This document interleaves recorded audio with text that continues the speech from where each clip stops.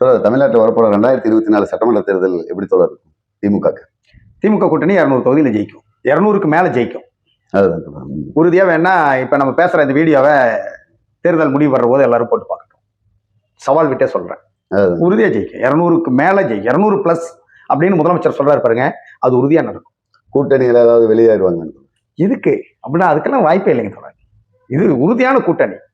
19 நாடாளுமன்ற தேர்தலில் தொடங்கி இன்னைக்கு வரைக்கும் இந்த கூட்டணி எந்த சேதாரம் இல்லாம இருக்கு. ஒரு வெற்றி கூட்டணியா இது வெற்றி கூட்டணி, ஒரு ரோல் மாடல். ஒரு கூட்டணிங்கிறது எப்படி இருக்குங்கிறதுக்கான முன்னுதாரணம் தமிழ்நாட்டில் திமுக தலைமையில் இருக்கிற கூட்டணி தான்.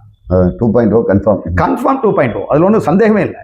எதிர்த்தரப்ப ஏடிஎம்கே கூட்டணி எப்படின்னு சொல்லுது? முதல்ல அங்க ஒரு கட்சி, எந்த கட்சி முழுமையான கட்சின்னு சொல்லுங்க பார்க்கலாம். ஏடிஎம்கே கூட்டணியில அது முதல்ல கூட்டணியே அமையல.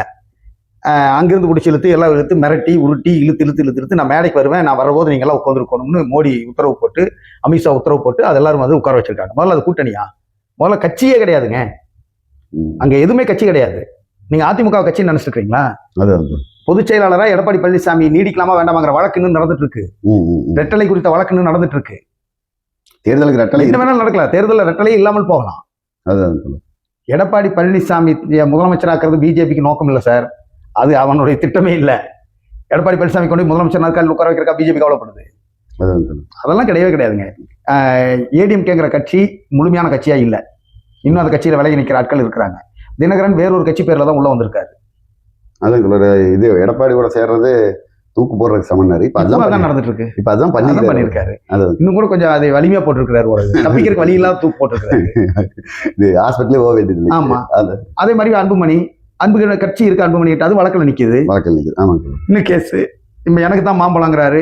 அதே மாதிரி நீ பழத்தை 2ஆ வெட்டிக்குவாங்களான்னு தெரியல. அதான் எடப்பாடியும் ஒரு ஸ்டேட் லீடருங்கிற அளவுக்கு இனி கோயம்புத்தூருக்கு இல்லைங்க.